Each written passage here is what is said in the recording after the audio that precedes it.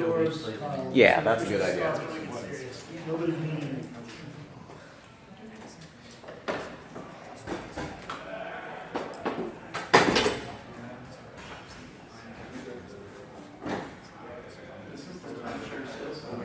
Yeah, right. This is buying property in Florida.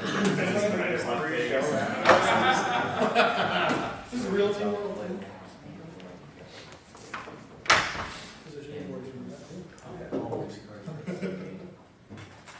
Okay, this is playtesting your game at Protospiel. My name is Carl Watsky. I'm just basically a big fan of Protospiel. I've been going since 2006, and my picture's on the homepage. So, for some reason, it's there. Right back. That's right. So, why don't you guys go ahead and introduce yourself? James, why don't you start? Sure. My name is James. I started with the second Protospiel, so I'm probably the most veteran of us here. That logo on the top of his shirt right here is one that I designed. Let's see, published stuff. Mayfair published Hellrail, that was published in Germany as Frocht Express.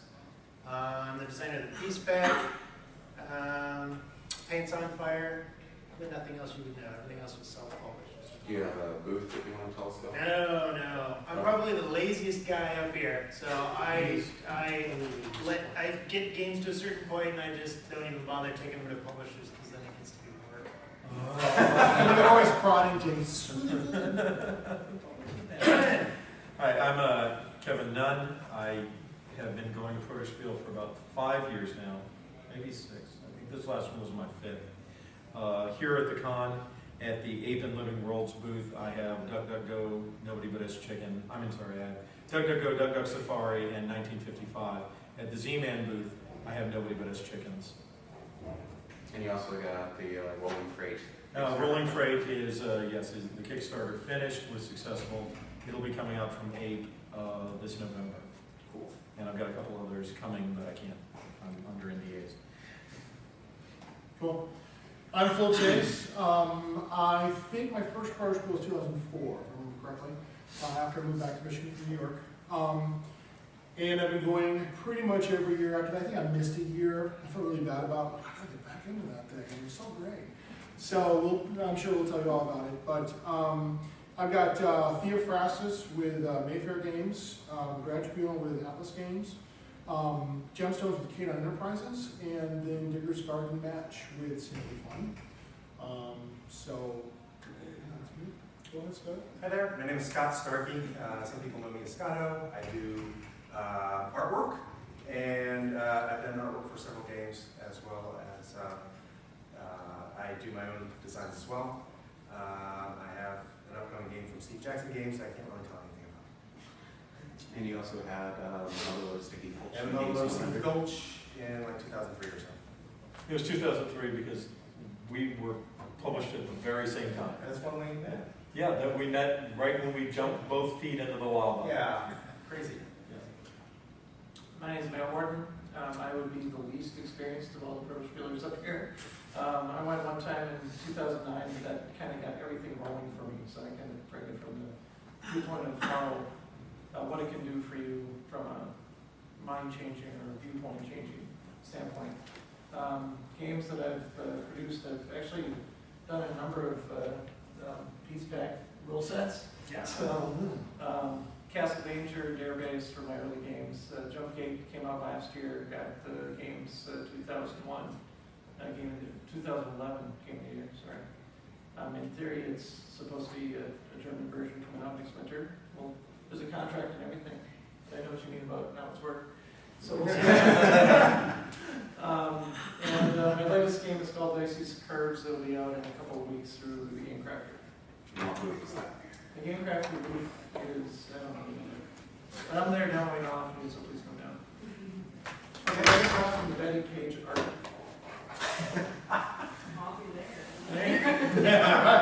Header, anything.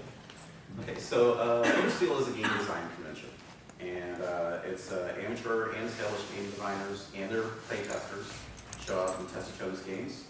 It's the last several years it's been held in Ann Arbor, in Michigan, in July.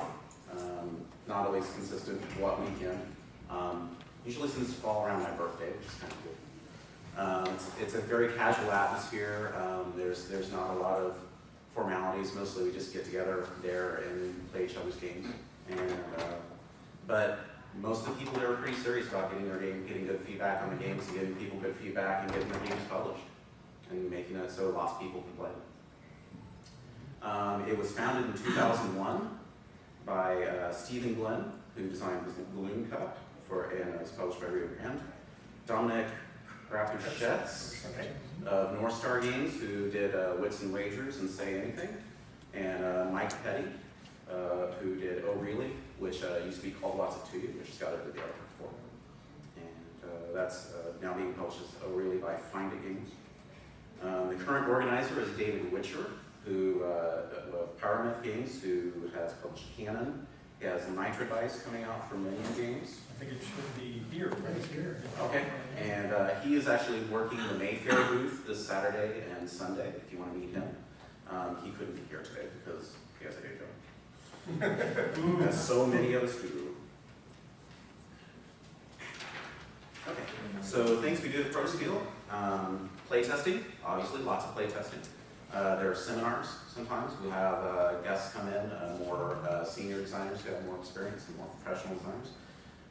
Sometimes we'll do outings for game parts. Alex Yeager of Mayfair Games will actually get a bunch of people together. We'll go to like local thrift stores and just look for parts that look like they'd be useful for making games. We've had contests where I think Alex probably dumps a bunch of stuff on the table that he's gotten from the thrift store and said, here, you guys split into groups and make a game about this. We've had guests of honor. We've had Matt Forback was there the year I was there. Kevin Wilson of Fantasy Flight Games was there when the years went. I'm drawing a blank on some other guests of honor, but we have had it. And there's also a number of publishers that will show up. And usually, mostly they're there to play test their own games and share their expertise with us. So it's very helpful having them there. There have been some spin-off events. There's a Protospiel South now that's held over in Austin, Texas on Memorial Day weekend. Started a couple years ago. This year there's going to be a Protospiel West in Los Angeles, Labor Day weekend. There's also going to be a Protospiel North at HammerCon in Hamilton, Ontario on November 4th and 5th. That's also starting this year. And we also, this past year, we had a card game design contest that was sponsored by Elfinworks and Delano Sources and Alliance Distribution. So we had people submit designs for card games within a structure, and the winners going to get their game published. I'm sorry, what were the dates of the Ontario one? That is November 4th and 5th. If you want to know more about that, you need to talk to Francois back there in the corner. We'd be very happy to help you. So the results of people going to Protospiel, we've had a couple games in Games 100, and not always necessarily in games that were tested at Protospiel, but also just people learning from going there and some stuff they do. But some of the games there have been in the Games 100. We've had Mensa Select games, Spiel des Jahres recommendations, and some Golden Geek nominees on Board Game. So I'm going to start asking questions. And I'm just going to start going down the line. James, what have you learned at Protospiel? What have I learned at Protospiel? Simple, open-ended question. Sure. Game designers are some of the nicest people on the planet. That's one of the things that I've learned. Don't you think so? No, yeah. It's true. Oh, yeah. I don't even know how else to answer that question. Well, I'll riff off of that. One thing you Let me learned. riff off of what you said. Phil Chase and I were once walking here 2 years ago, and we decided that ideas are actually floating around in the air in the room. But if you happen to catch one while you're playing at somebody else's prototype, it doesn't matter who caught it, it belongs to that designer. So when I'm looking at someone else's game, no matter what ideas I throw at it, and no matter what they do with those ideas, they all belong to that designer. I give them away, and all I ask is that they do the same for me. Your turn. I think I build right off of that, and I would say that what I learned is an iron sharpens iron kind of deal, where exactly what Kevin said, an idea you have, it's just freely given. It's something where, sometimes you hear some stories about, oh, well, you know, you can't trust this person. You know what, we all trust each other, the group is great, and like you said, like the ideas come in and you just freely give them, and then you go, my goodness, that's a better idea than I had. You know, what I learned is you don't walk away with a sense of, oh, like, you know, somebody had a better design than me. Not at all. It's all open, it's all free, and you walk away as a better designer as a result. And to riff off of that, one thing I would say is when you bring your design to the table, you should be prepared. Everyone in the room is a game designer, is serious about the game design process. So there's a little bit of a meta game where everyone tries to make the game better. So I think you have to leave yourself open. Sometimes there's a mindset when you bring a game to the table, oh, this is my baby, I don't want to do anything with it. Well, I want it to be perfect. And I think you have to be open to the idea of allowing the other game designers to say, okay, well, this part is a little bit weak, this part is really strong, focus on this, and you'll come away with a better idea. And if you accept those ideas, I think you'll be doing really well. This would be the quad riff? Yes. And it really does flow in line here. What I noticed when I was there, I'm a very open person, but when I get on a design, I really get tunneled in on what's working, what's not working. I've tried that, it doesn't work. But someone else can say something very similar to what you already threw away in a slightly different way, and all of a sudden you're like, oh, why didn't I ever see it like that? So for me, it was a vision widener to sit down and just have simple questions that you would say, I've already asked that question, but someone else asked it, or at a different point, or slightly different angle. You know, you'll be in the middle of a game and someone will say, so why are my decisions between here and here and here? Whereas a designer, you're thinking, here are your decisions, not why. All of a sudden you're like, oh, I don't know. You know, so it really makes you stop and look at things from a different way. It's like having someone bring a photograph back with you from years ago where you remember the event differently, and you look at it and like, wow, I look really hammered there. That's not how I remember that. No, I just fell. Yeah, so I mean, that would be my take on it. Okay, start at the other end, Matt. What kind of games have you seen tested at the Protospiel? Oh man, that's what blew me away when I was there, because we saw dexterity games. And when I went through a table, there was like a dexterity game. There's this gigantic map of sub-Saharan Africa with like 1 billion chits on it. And then the next one had a very tight Euro mathy kind of a game. And the next one was a railroad game. And the next one was a trivia game. It was just like all over it, everywhere. There were party games going on, really hard thinker gamer games, stuff that you would just break out at a party, stuff that really, the one case, the big map was targeted to be sold through a museum. Maybe it's a completely different kind of game that you can sell here than what you're selling to a crowded museum. So it was really cool to be able to sit down and think differently, because you might be hung up on a certain set of mechanics that really are working for you, and suddenly somebody puts a baseball game down in front of you, and you're like, wow, I wasn't thinking sports. Like, this is cool. Right. Skylar? Well, some role-playing games there. One role-playing game. One role-playing game. It comes. Yeah, it comes. And really, I think you could even, you know, if you're into video games, you could bring that and probably find someone to play it. I mean, it's not necessarily, you don't have to basically set your mind to Euro game or Ameritrash game. I mean, really, if your passion is a particular kind of game, you know, I'd say bring it. Yeah, I agree. Yep. Yeah, I can only like build on that. I've seen stuff. I think you all probably agree that you know, walking into Protospiel, like I never even thought of that. Like that's an amazing way that you saw this. I actually played one that was a 3D with cubes, and the person clearly wasn't satisfied with 2 dimensions. And I was like, that's pretty cool. You know, so multi-dimensionality, multi ways to use something. Yeah, I didn't get in on the role-playing game, so I didn't know about that one, but that would have been on my short list of things I hadn't seen at Protospiel. I haven't yet played a video game, and I haven't yet played a role-playing game, but I can believe either walking in the door would get the same rigorous scrutiny as anything else. That sounds like a challenge for me to come up with like new sets of rules. You're on next that. year. I expect to see an iPad on the table. Role-playing video. No, that would be the role-playing game, not the video game. James? Yeah, so, what's to add, other than, these different types of games are not always the kind of game that you like to play, and that's actually really important. So getting those different perspectives from people who play these different types of games really offers different avenues of thought that you maybe didn't pursue before. Matt, I think you were talking about how you have some rules in there, and another designer might question, why do we even have these rules in there? They're from previous versions. You go through 6, 8, 10 iterations of your own design, and you've got things in there that were in there from the first or second version. You've got an appendix in there. Yeah, that they don't even need to be in there anymore. But you've got these people coming in from other perspectives. If you put this in front of other playtesters that are not game designers, they tend to accept, this is the way it is. We're just going to offer an opinion on the way it is.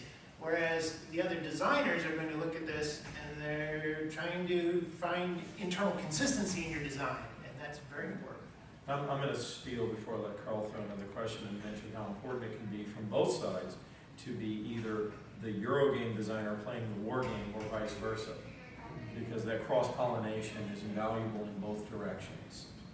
You know, to look at somebody else's design where you have, it's not your baby, you're emotionally separated from it, and you can look at what works and doesn't work purely mechanically and give that designer some outside viewpoint that they might not normally get. Because a lot of designers can only design with sort of their own group, and there's some convergent thinking there. And then at the same time, when you flip that over, really force yourself to be receptive to ideas that are wildly different from the way you normally approach things. And that can be really valuable. If you only play test with the people that play the kind of games you play, you're only going to get the kind of games you play. If you want to do something new and something different, you've got to look for those cross-pollinations. I think I kind of see Protospiel and designing, or playing with other designers as kind of your rough grit sandpaper. Because I mean, it's going to really shape the thing into what it is. And then playing with regular playtesters and maybe your home design group, it's like your fine grain sandpaper. You're just smoothing out those tough edges that you know this is really set. I just need to make it a little bit better. But you get so much work done in such a concentrated amount of time at an event like that, like Protospiel. It really is kind of magic. Well, that leads into my next question. How do you know when a game is ready to play test? How do you know when it's I'll ready? start that. Yeah. Sure, go ahead. I'll start that off immediately. Yeah. It doesn't matter how bad the idea is. It doesn't matter how raw. I once set a game down in front of myself, my wife, and James Miller, who designed a card game called Control Nut. And I said, I've got a mechanism here and I want to poke it with a stick. I mean, I knew nothing. All I knew was I had this interesting idea for how cards would interact, and I knew nothing else. Get it down on the table, get it playing. It's going to be bad, that doesn't matter. Collect data, see what the good parts are, enhance them, build from there. Don't wait, don't wait, don't wait. I was going to say, as soon as I get all the whole business cards scribbled on the back and put on the table. Yes. You may not even have a game that's even play testable quite yet, and still have an association with somebody at Protospiel or Protospiel that's very meaningful. I mean, Kevin, I showed you some designs on Photoshop the other day. I didn't even have them printed out and made, and he gave me 2 or 3 ideas. I went, awesome.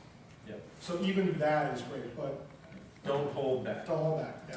Some designers will tend to just ruminate on the idea for a long time before they feel they want to get most of the details worked out in their brain before they build a prototype. And I think they waste a lot of time. I agree. I actually tend to do that, and I feel when I prototype earlier, I get a lot more done. I'm sorry, Phil. No. Every now and then I set for my, I have a regular home group that I meet with 2-3 times a week. And every now and then I decide I've got an interesting idea and I want to see how far I can get it before I put it in front of them. So I'll work on it for about a week, fiddling with different ideas, doing redrafts, haven't shown it to anybody else, and then I put it in front of them, and within 30 minutes they've shown me 30 things I got wrong. And I'm just dumb to wait. I should show it to them. Really, I wasted a week trying to get it as far as I could get it, and then that week could have been condensed into 30 minutes of them looking at it and telling me what I did wrong. And as an example, I had one very recently, I worked on it for about a week and a half. And then I showed it to them. I was like, I got this worked out. This is great. And they're like, well, this isn't going to work. And you've got a start clear advantage here. And then this is But I listened to them, and Mayfair has that game now. So, so listen, get it out there. The man tells the truth. And if you come to Protospiel, a bit of advice I would give is to bring blank cards, bring blank supplies, Spare bits. because You'll because be changing it all the time. you could be changing it. I did a game a couple of years ago that scribbling things out on the card and bring it back to the table with a new idea. The most tragic thing is when a freshman designer shows up with something that looks production quality. Oh yeah, perfect.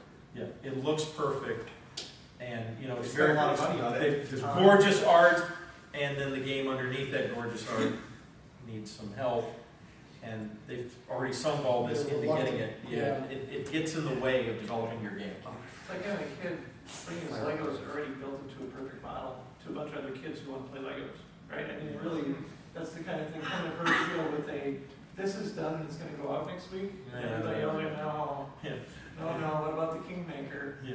Like, I have that. So it's one of those things where it's like, oh, yeah. I mean, it's just, you really do want to bring it kind of gooey. You want to bring it in so it's still ready to be worked on. That's very right. And the last question I've got, let's start with keychains. How do you run a playtest session? How do you run a playtest session? Right. Well, first of all, I like to have a sheet of basic information that I track while I actually play the game. So sometimes it's actually helpful for me not to be playing, to actually observe only and taking notes. So I tend to record a lot of information when I'm conducting a playtest. I'll go round by round. Sometimes I'll just do rows for rounds, if the game has rounds, and columns for players, and I write down actions they take, how many points they made in that round, etc., how long each round was taking. So first, it depends on the kind of game, though. But I tend to bring a sheet. The other thing that's important for me is to bring questions that I will want to remember to ask about this design. But other than that, set it up, explain, and play, and take notes. I think there's a little bit more in my process. I have a design notebook I carry with me everywhere. I buy these spiral notebooks on a standard size, and I always have 3 or 4 extras, and I just fill them, and I write down everything. And I definitely, more often than not, I'm in the play, but I definitely agree that it's very valuable to be outside the play. And if I'm outside the play, I would even recommend getting up and walking around the table, so you kind of put yourself in one player's position. Then you walk to a different part of the table. Now you imagine, how would I play if I was in this position? And what I'm really looking for when I do that kind of physical motion is I'm looking for the player that's losing and trying to figure out how to rescue them. Because if you're losing and you can't rescue yourself in a game, why are you playing it? So you'd rather address those issues when it's still a prototype than when it's out on the market. And then people are saying, oh, well, once I was losing, there was nothing I could do. This game sucks. But I definitely write down who's playing. I write down start time. If the game is in phases, I write down when the phases change. I write quick notes, comments that players make about their experience of playing the game. So I'll have a quick note that'll say, Phil Chase, this game's stupid. Why did Kevin make me play this? He always says that all the time.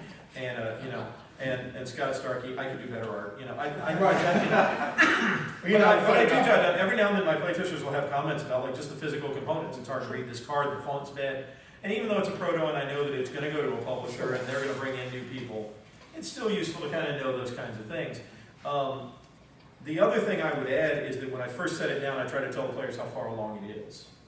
Is this an early alpha? Has this game had 5 playtests or 50? And be honest with them. I'm at this stage, and sometimes, especially for that 50th playtest, I'm asking specific questions. I need somebody to pursue this strategy because I think it might be broken, or it might be too late. And so I might add that late in the process. But definitely, I try not to do anything that involves telling the players how to play unless I want them to test a certain strategy. If a player asks my advice, I might give it. I might hold back. I don't know. It's actually important to note that the player asked for your advice. Yes. And sometimes that means the rules aren't clear. Yeah, or or it why, teaches or them. they're in a situation Yes. where it looks opaque, they don't Right. know, they don't have. What in the world do I do focus. here? Yeah, what's my point? Why am I doing this? Yeah. So those kinds of things I think I would add. Just one real quick, it's also important, if you're taking those kinds of notes, to know which version of your rules. Oh, always. So that when you go back and look, Yeah. you know, you can see, oh, That's- you made that's this right at the change. top of mind. Yeah, you made this change. Right in at the top rules, of mind. And Yeah. now the scores, you know, Yeah. have totally swung the other way or something. Yeah. I absolutely write here, version 3.2, this is what I'm playing, you know. I think I'd add two things that I don't think, I think that my advice would be, don't invite someone to play testing who's not going to be brutally honest. You don't want to Yes. sit there with people just like, oh, this is good, can I, let's go. Like, no, you want to have somebody who's going to go, really think through things, really be honest, they're not going to hold anything back, they're going to talk about stuff that maybe they know you're nervous about, but they're like, listen, this didn't work or whatever. Right. Because otherwise you're just not getting any data back and you're not getting any information. And then another thing I think I learned from play testing was that and this kind of goes on with the version control of your rules, is you want to make sure you're not making multiple leaps in one version where you don't know what affected. You have like 14 things new and you don't know which one of those drew you away from a problem or created or inserted more errors, if you will. So if you're going to do versioning and you're going to do it in like one day, and this is again why Protospiel is great, because you're playing maybe, and we played the turn on it 4 or 5 times. And we were tweaking the And it rules was each play. tweaking each one, and you were able to see very in small moves how your rules changed. You want to set up that atmosphere. But again, if you're doing it with people who are just yes-manning you, that's a waste of your time. I would even go so far as to say that the two most useless things you can hear in a playtest are I love it and I hate it. Yes. Because neither of them gives you any useful data. Any ideas? You don't know. You need to hear things like this part worked for me because. You know, if somebody tells you I love it or I hate it, don't take that answer. Ask for more and pause and give them time to think it through. You know, really milk out of them, especially I hate it. That's the information you really need. You much less need to hear why somebody loves your game than you need to hear why they hate it. That's where the valuable data really is. These guys said a lot, and I can't add too much to it, but I would say that I agree that one kind of newbie mistake that I had to learn was to not be a player in the game, because as a player, I found that, at least for me, I have too many hats that I'm wearing.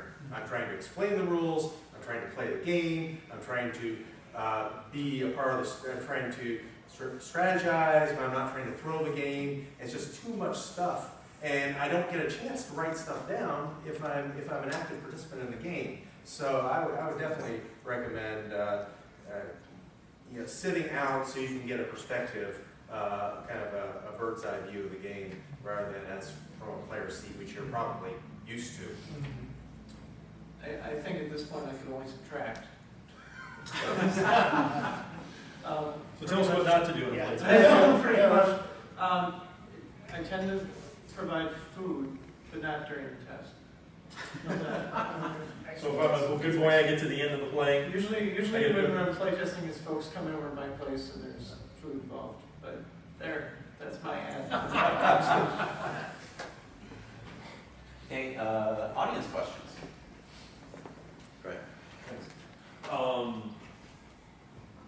I come in with my game, and the first time there, how do I get people to come to me? Is it just sign, hey, I'd like you to come play my Yeah, game?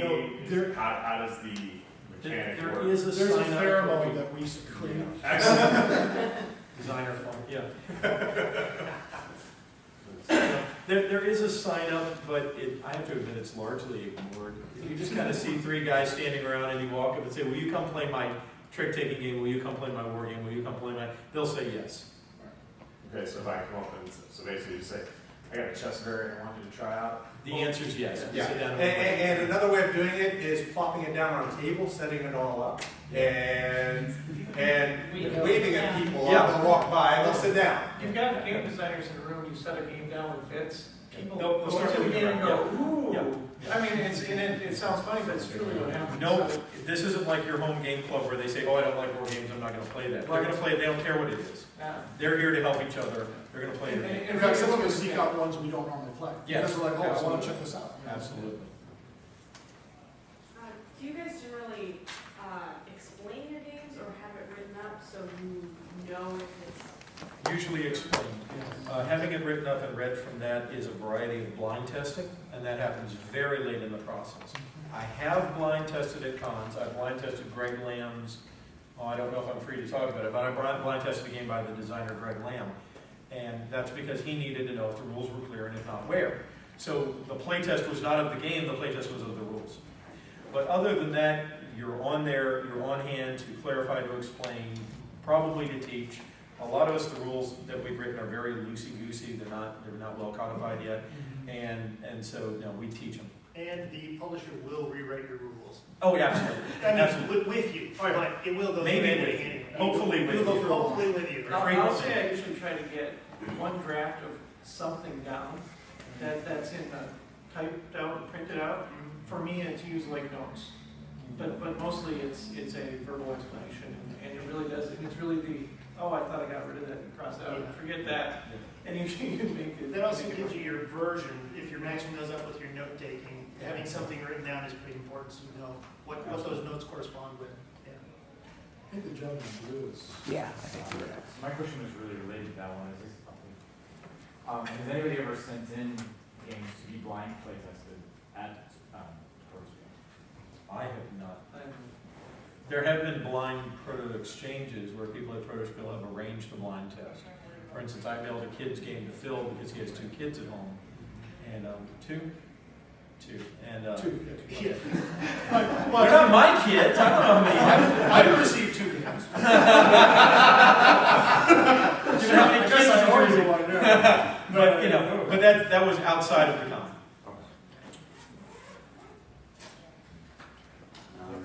What do you think, Rob? One thing I'm wondering is at Protospiel, is there a way for people who are like, I have a game I've developed actually right here, so I have this silly sign with me.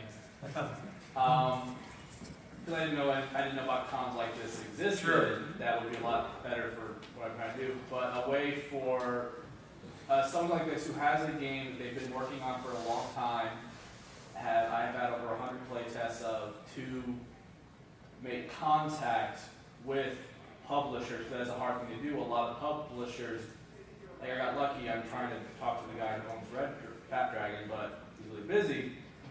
Yeah. Gen Con. I kind of like this. All you can do is trade business cards. Yeah, okay, so, and just, because I was wondering if they have anything to help people, like, or a place where you can, A few publishers do come scouting, but that's not the main thrust of the con. alright. And most of the publishers, when they're there, they're looking to have their own stuff. Their own tested. Yeah, that's what you said earlier, I was wondering if we have something like a business card exchange where you just put something like that going on. Honestly, that's just networking. Yeah, that's. And that's blood, sweat, and tears. But, once you've made a few contacts, get them to introduce you to new people.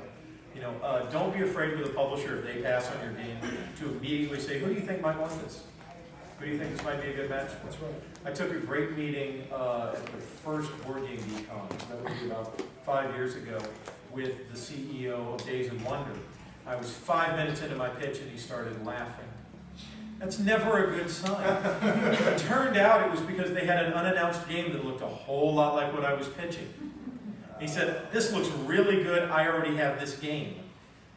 I just haven't announced it. It was Cleopatra and the Society of Architects. And I had a game that looked much too much like that game for them to have really... And I immediately said, well, who do you think I should show it to? He said, oh, well, you're going to contact these people. Oh, can I use your name? Yeah, use my name. Okay. So now I've got the CEO of Days of Wonder recommending my game to the next publisher I took it to. It's a very supportive community. That's what I'm doing so far, just going to any event I can and trying to hand out business cards. Yep. Actually get theirs. Yeah, absolutely. They'll probably lose Absolutely. your card, but you can email them. Well, they also have big things on their plate. So. Yeah. You're the light booster.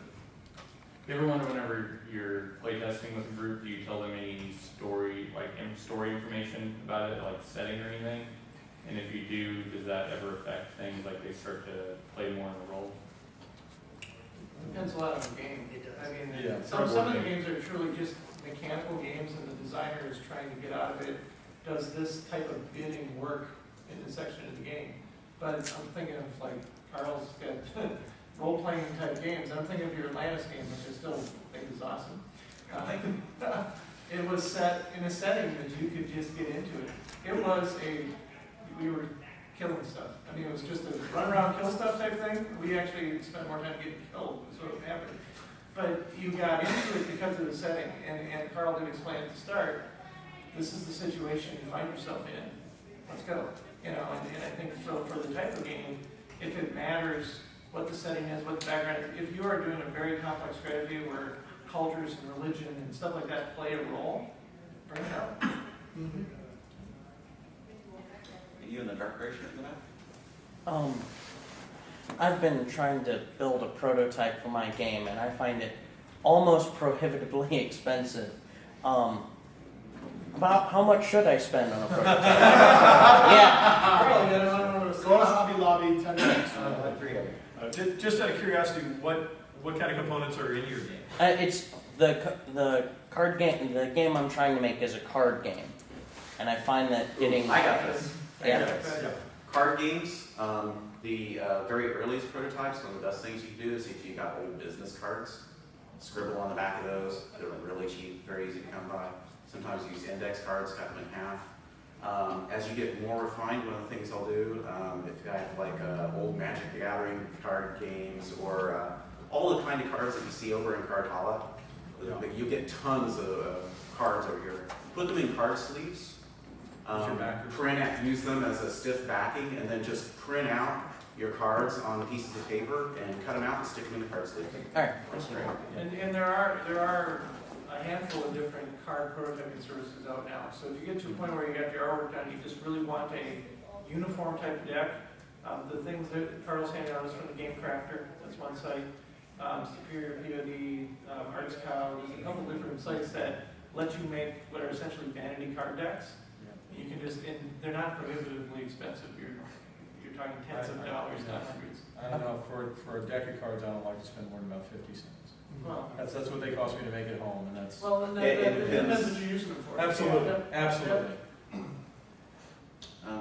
I was just gonna, I had the same problem, and I just moved from Las Vegas to New York, and my entire prototype that I spent like $400 on is in boxes somewhere.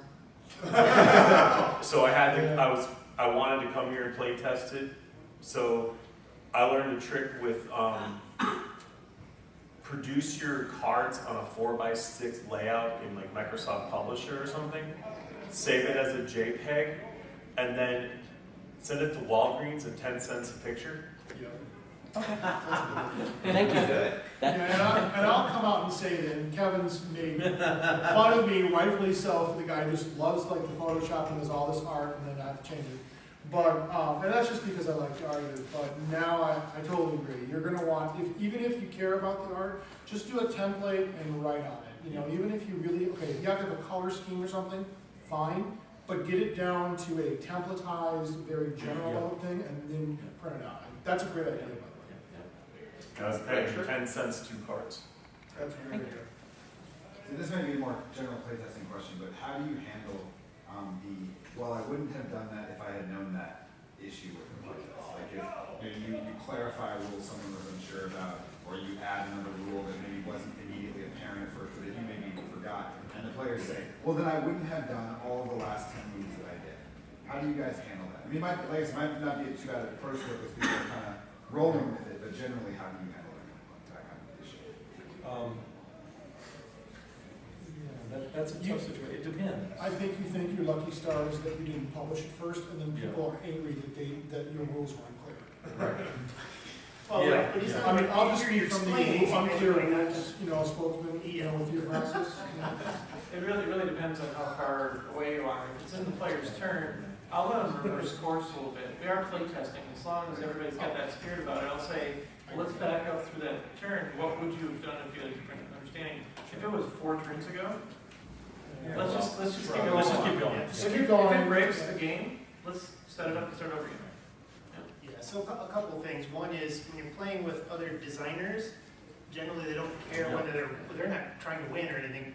And if anything, they're trying to monkey with the game. Yes, they're trying to break the game. I use the rules you've written. The other thing is make sure you make a note of that. Hey, this player didn't understand something or whatever, so that when you're going back through your notes and you see this person got half the score of everybody else, you kind of remember why. And also so that next time when you're explaining the game, you'll make And Russ coach? If you bring a game to playtest, is it good at all to actually have like a walkthrough where the players are explaining rules? So with walkthrough, obviously, you might get a point across, but at the same time, you're kind of prohibiting the creative process and you know, you're coming in with a preconceived notion that you're trying to convey, opposed to just It would really depend on how complex the game is. I mean, if you have a really complex democker kind of game, I think you want to do a walkthrough the first turn. But if you have something that's maybe a simple trick-taking game, you know, you might say, okay, here are the rules, blah blah blah, and just let's roll. Yeah, you don't need a. I think I do try to have a walkthrough in my head. Yeah. That's kind of how I teach the games. I move the bits around. Oh, okay. Yeah. But I don't know that I write one. At Protospiel, you never feel obligated to complete a game. I mean, you can say, all right, we'll play one round, and then you'll understand, and then if you want to, we can start again. Yeah, you don't have to leave. Back there again? I had a question and it left my head. I'm sorry. That's okay. Come back to Any general advice for somebody just starting out new to game design, let's say? Or just has some ideas but wants to do something with them? Put something down on paper. Try to get a prototype together. Don't spend a lot of money on it. Don't spend any money on it. Yeah. Pocket change. Yeah, that's what we're talking.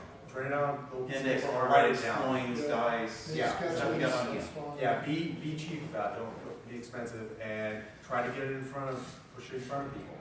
And you kind of have to be bold and say, hey guys, I got something. You want to try it out? It may suck, but you know, I'd appreciate your advice on it. See where it goes. And iterative. Do it over and over again. Two things I might look at. One, actively seek all the negative comments you can get. Really, if your first few designs are going to be bad, let me dispel any worries about that. Because you know, sometimes you're like, is it going to be good? Is it going to be bad? Let me save you trouble worrying. It'll be bad. I promise. It'll be bad. Mine was, his was, he published it.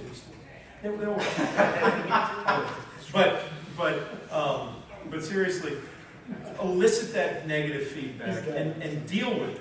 You know, force yourself to confront it, and also understand that the game is not really your baby. The real baby is your creative process, and you want to build that baby up. You know, the game might succeed or fail, but your creative process will grow. The other thing I would suggest is there are a couple of books out there that are absolutely must reads. And I was going to go on record quoting any. I'd say possibly. Well, the first one I would mention is Projects for Game Designers. It was written for computer game designers, but it forces them to design on pencil and paper first before it lets them touch a computer. So I read that one 2 years ago, and that one was excellent. I recommended that to a lot of high schoolers who tell me they want to design computer games. Challenges for computer game design? For game designers, just game designers. And then there's Chris Crawford on game design. Is a great one. I think those are my top two. Theory of Fun, I think, is right. Oh, Theory of Fun is for a game great design is book. excellent. Yes, that's a great book. And it's oriented towards computer game design, but computer game design is really just a more complicated version of board game design. I found that book even informed my teaching. Yeah, I bet. It's It's an an excellent. great book. That last book was Theory of Fun. The Theory of Fun for Game Design. Yeah. What's the author? But if you hit Amazon, just look for the name, you'll find it. and an older book that I don't think a lot of people know, but it was my first exposure to game design when I was about 10, is called New Rules for Classic Games. Way out of print, but cheap to buy, because the first several chapters are variants to games you already know, Risk and Chess and blah, blah, blah. The last chapter is a chapter on writing your own variants. And it's a small step from writing a variant of an existing game to writing new rules for your own game. So that one I like a lot. New Rules for Classic Games. Yeah, and I'll riff off that a little bit. Game design's an art form. And just like any other art form you start with, if you start out as an artist, you're probably copying other artwork you've seen and tweaking it. If you start out as a writer, there's a good chance you're going to start out writing fan fiction based off of other stuff that you've seen people do. It's part of the learning process. And it's like Kevin said earlier on, any individual game you're working on, that's just one thing. It may be a successful thing or it may not. But you're learning to be a game designer. And you're developing that skill, and that's what's important. I think one thing I know I learned from Protospiel, and it hasn't been said before, is that I learned not to feel bad about what's in my game closet from years ago. I have a few like old ideas, but I learned bring it out to the light. There's something you could use from your ideas from before, and you never know what might get a renaissance and go. You know what? Now I have a new idea for something. I'm going to go to Protospiel, try it out, and they might ask me, "What's this new idea?" Actually, I came up with 10 years ago. No, and everyone here would understand. You know, Sure. Absolutely.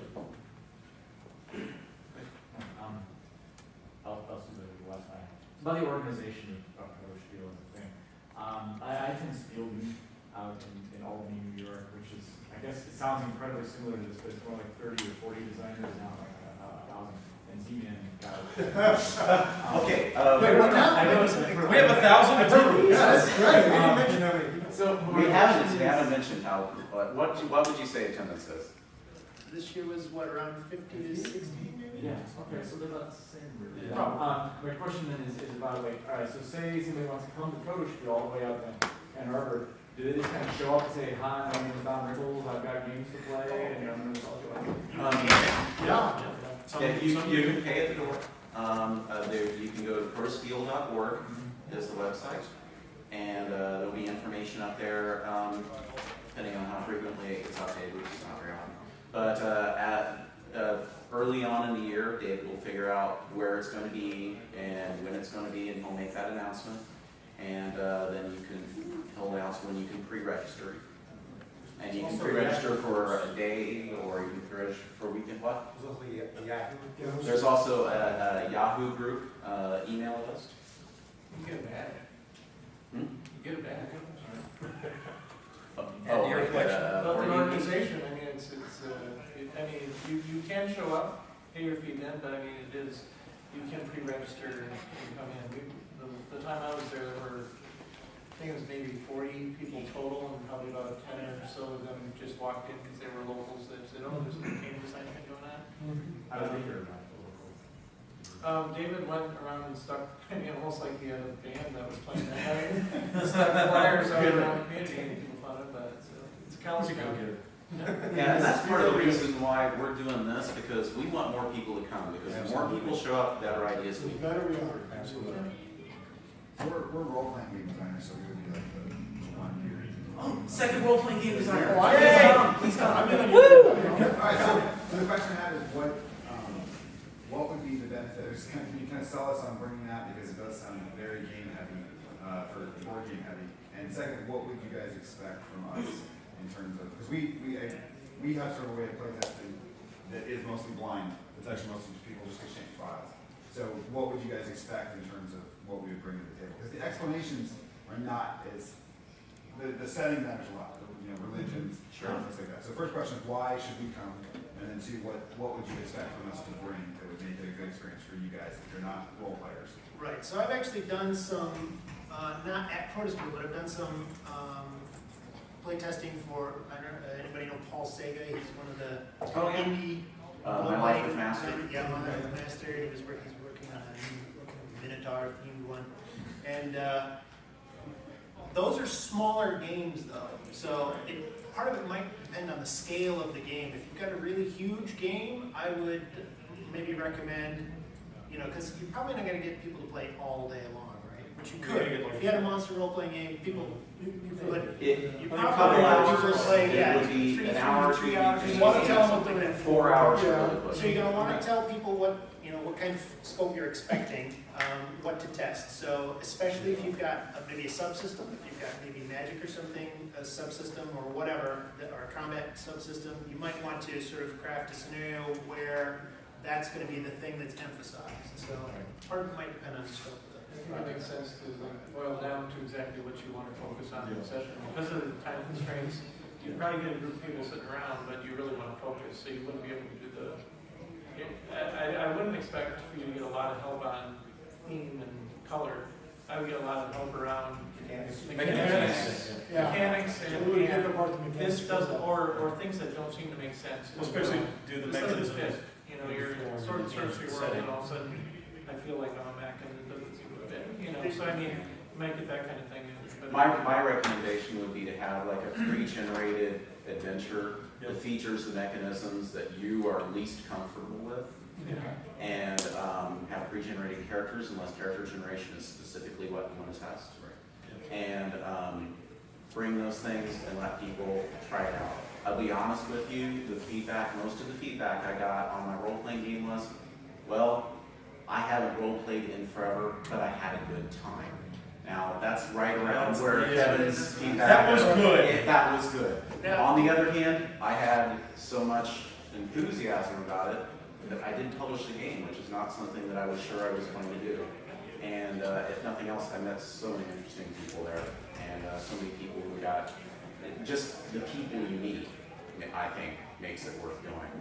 But Would you guys argue that you guys are like mechanics masters, that would come together, their butts kicked a little bit by what mechanical challenges you guys are bringing together? Yeah, we'd like to be.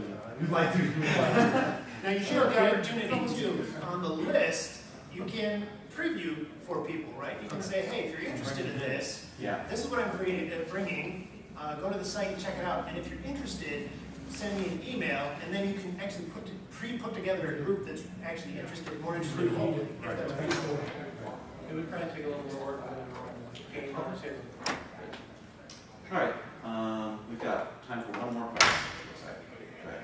Okay, hopefully this will be a good one for everybody. What would you say is a good thing to do if you're reviewing a game for somebody? Or you're trying to break it down? Or critiquing someone else's product. Notice I'm doing a critique. I mean, we go down the line. Oh, yeah, sure, yeah. When I look at other people's games, the first thing I want to do is just, does anything really seem to fit or seem out of character for the rest of the game? So jaggedy edges, I kind of call them that. So if something seems to flow really smoothly, but there's this one bit of the game that I don't get why that's there, it's mostly just the same. You check, why is that in there? Why have you done that? So that would be my. Yeah, why is an excellent question to ask. Well, one thing I always start off with, I mean, we're talking about human beings here. I try to find something good about the game that I liked. And I try to find the positive things first and try to get those out on the table. And then I try to focus on things that I think could make the game better, things that can improve it. I would say attitude come with a willingness to be attentive. You know, pay attention to what you're doing. You're there, you know, for a reason. Be willing and seeking to play tests. If somebody plays tests yours, play tests theirs. Don't be selfish. Reciprocal. And then look for the iron sharpens iron angle, where even if you have something you don't like, you can bring forward your own idea and know that it's not a stealing thing. There's competition. You know, that's a big waste of your time if you come in thinking about, oh, I'm going to have to be so secretive and all that. You know what? Everyone's helping each other. In the spirit of testing someone else's game, I would try very hard to understand what the designer is trying to achieve. Are they trying to design an exotic auction game? Or are they trying to design an area control game that happens to have an auction mechanic in it? You know, what's the game really meant to be about from the designer's point of view? Is it meant to be a hot take that screw your buddy game, or is it meant to be a serious strategic game, or is it meant to be purely tactical? And try and, with that in mind, and sometimes you just have to flat out ask the designer what they're looking for there. With that in mind, comment on the things that seem most strongly to mesh with that, and then talk about the things which he was talking about that are discordant with that don't fit in to his stated objective. And maybe you have two different games then. Yeah, sometimes they split off. Sometimes that happens. Yeah, That's absolutely. too much of a game there. Yeah, you gotta go, okay, you've got two good games here, but they're too much in one package. I would try to approach it as a selfless collaboration. This is kind of what you were talking about earlier. So if they, earlier I recommended that if you are the designer, you want to bring questions about that you want to sort of resolve or ask your players. But if the designer does not bring their questions, try to get out of them what is it that you're trying to test here? What pieces are you worried about? things like that. But you're just trying to give of yourself. You'll get when you're showing your own design. As a playtester, just try to help them out as much as you can. Especially the less experienced designers, they don't necessarily know how to run their own playtest sessions. So as you gain that experience, just help them out. Yeah, absolutely. We're running out of time. Okay. The advice you can give should never be, well, if I was designing it, I would take it like this, because then you're sure to have to take over their game design. And sometimes designers will involve. Some are more receptive to that. Yeah. I'm just trying to throw ideas out there. And I mean, we've run across a lot of people who are senior hackers, or someone who says, well, this is going to be my game now, I will design the rest. Yeah, really good play testing is also an art. Yeah. I do have playtesters that derail my design, though, and I'm okay with that, actually. I don't mind at all. But it depends on the personalities. Right, we need to clear out for the next session. Thank you everybody for coming. We've got some handouts up here. Just a list of some of the games that have been tested at Protospiel. They got published, some publishers that show up. And we got a sample playtest question sheet. Feel free to take either of those.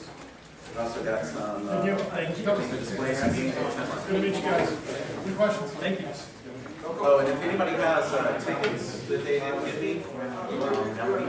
Here's So you run into one in Hamilton? Yeah, I did.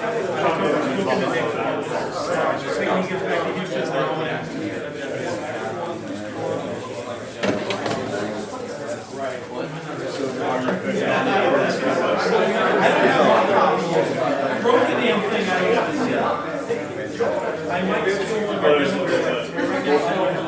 yeah, it's a smaller one, but it's usually run with,